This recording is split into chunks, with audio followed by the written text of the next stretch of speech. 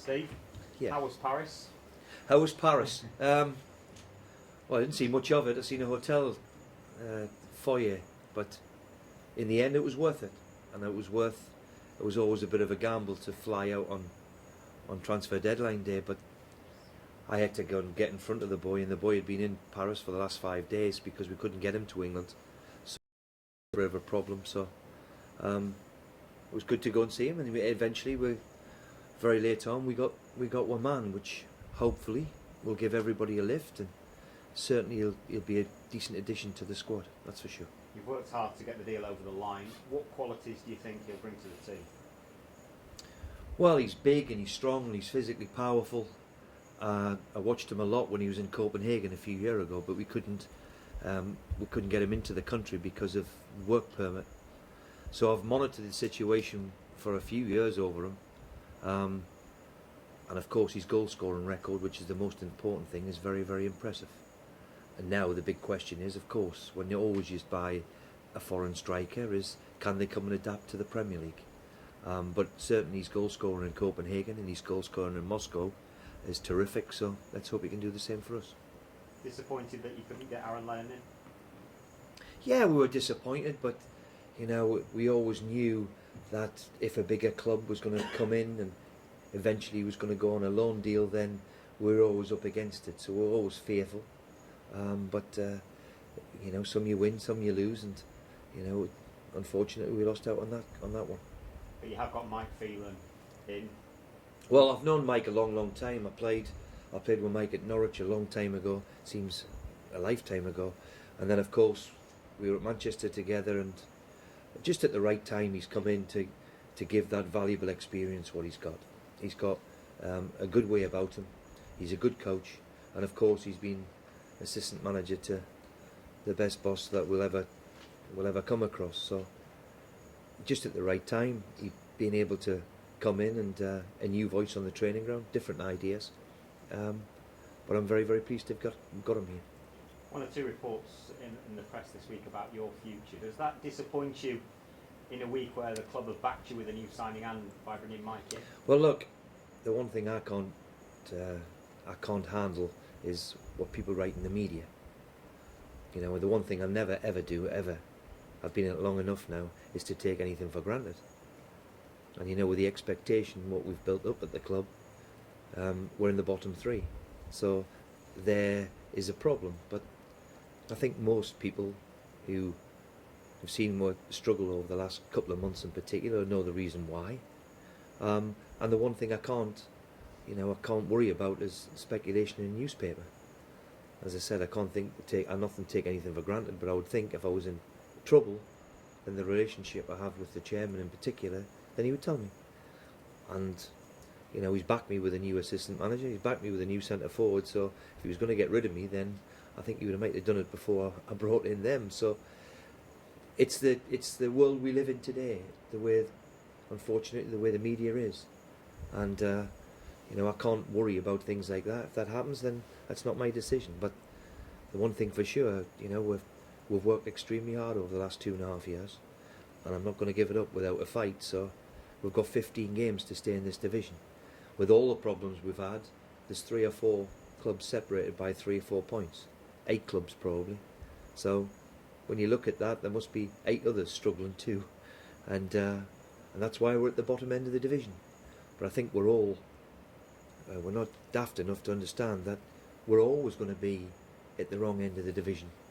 You know, that's the way it is. If you look at the bottom end of the division and the top end, you'll expect the clubs to be who you expect to be. Maybe not in the formation, but you would expect Hull City to be in the bottom 6 or 8, and that's a fact and a reality. Manchester City. Nice easy one. But they have conceded 2 goals in games against. Well, look, Middlesbrough have gone there in the past and got a result a couple of weeks ago. Burnley have got a result. What we've got to do is get over the disappointment of last week, because it was disappointing. And we've got to eradicate the simple mistakes we've made. In the last 3 games, we've gave awful individual error, which has put us under the hammer. If we do that against Man City tomorrow, then we've got no chance. But if we roll our sleeves up, show what we're about, and rediscover that bit of form, and what better game to go and play. And I hope that we can have a response from everybody, because what we witnessed in the about second half of last week in particular was simply not good enough. And I think we all understand and realise that we've got to be better than that. Is it a case of getting back to what got you the draws early on in the season at Arsenal? We were a very, very good side 2-3 months ago. I keep harping on about it, but we've been badly damaged and badly hampered by constantly chopping the team, constantly people injured, and it's been a struggle. So we've got to go back, yes. In October we went and drew 2-2 at Arsenal with a minute to go, they equalised. Liverpool was the same. We've got to rediscover that and get people back fit where they're starting to get back fit, and rediscover that form, which unfortunately we've found it a bit of a struggle over the last couple of months. What about the team news this weekend? Well, everybody's okay. There's Diarmi is back on the training ground. We're hoping that he could be available for maybe QPR in a couple of weeks' time. So it's good to see him up and around. There's still a doubt about Jelavic with his knee, because he's still feeling the effects of the operation that he's had on it. We'll see how he is. But everybody else will be better for the game last week. People like Dawson in particular, and Robertson the fullback, and Ramirez, they'll be better for the game what they had last week. Steve, how likely is Ndoye to make his debut tomorrow? Well, we need clearance from the Russian, the Russian FA. So the English FA have been in touch with them, but we still need clearance. So I would think there's a great chance that he'll be available for Tuesday. I would think it's very difficult. He's still in Paris at the minute. He's been holed up in Paris now for a week. So I would find it very unlikely that he'd be involved tomorrow. So let's hope that Putin has good talks with Merkel and Wow. all ends today. Exactly. Did you see much of the day on Saturday? No. Danny Murphy was critical, certainly on the third goal of Huddleston and Livermore, and they're covering Pro-West. I just wondered what your thoughts were on Tom. This time last year we were talking about him potentially going to Brazil, and he didn't seem to have hit the heights this year. I wondered what your take was on I think that's a fair point. I think that's a fair point. But he set such unbelievable standards last year that maybe it was always going to be difficult for him to reach them standards again. There's no question that he's a very, very good footballer. And there's times in your career where, unfortunately, you have a lack of form, loss of form. We hear all this nonsense that he's overweight and he's this and he's that and he's the other. He's 5 kilos lighter than he was this time last year. He cut his hair too quickly, maybe. I've even had that, a few letters wrote that he's got to grow his hair again. Tom Huddleston's a very, very good player. And unfortunately, it's not quite happening for him at the moment. But I could say that for a few who've set high standards last year. They've got to rediscover that in the next 2-3 months. And the only way you can get through a bad patch in your career is to roll your sleeves up, get on with it. You never lose your ability. In here you lose a little bit, and you question yourself. But he's got no questioning to do with me in terms of the way he is as a footballer. I see him train every day.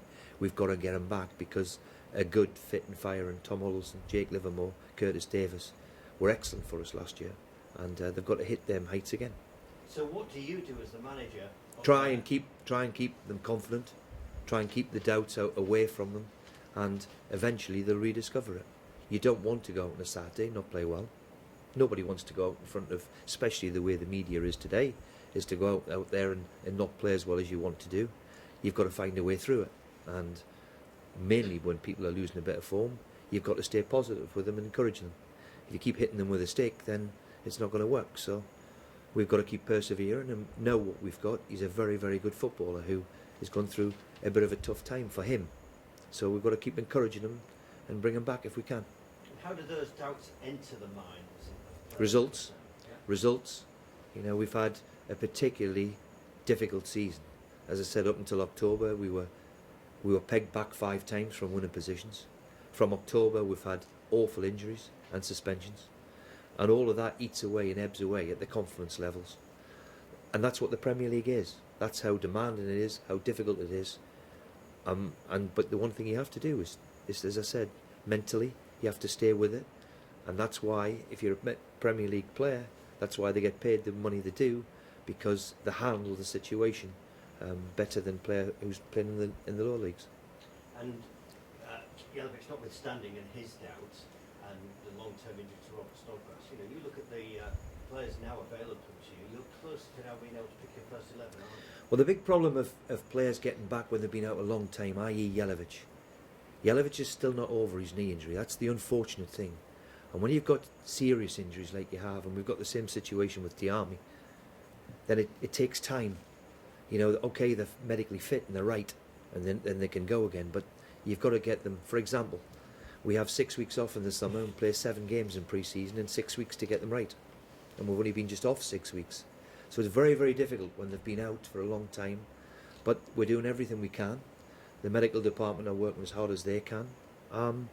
We've been, unfortunately, been struck down with serious injuries to big key players. And unfortunately, it's affected us. We haven't been able to cope.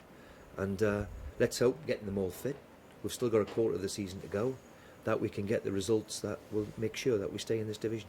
And are we likely to see Mo Diarmi before the end of the season? Or is Yes, that still up in the air? way he is at the moment, touch wood.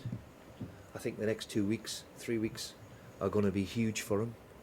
And we hope that we can see him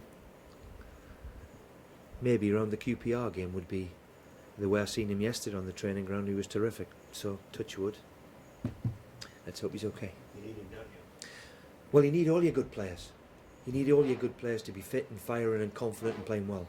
And as I said, going to the back of October, I thought we had the makings of a really, really good team. Since then, we've been blown apart with injuries to Jelic, to Diarmi, to Robertson. The list is endless. To Snodgrass, big players for us who have a big influence. And when we're without them, as we've proved, then we've had a struggle. There's no denying that. So it's what it is, and we'll have to get on with it. Simple as that. Thank you. Cheers. Thank you. Cheers.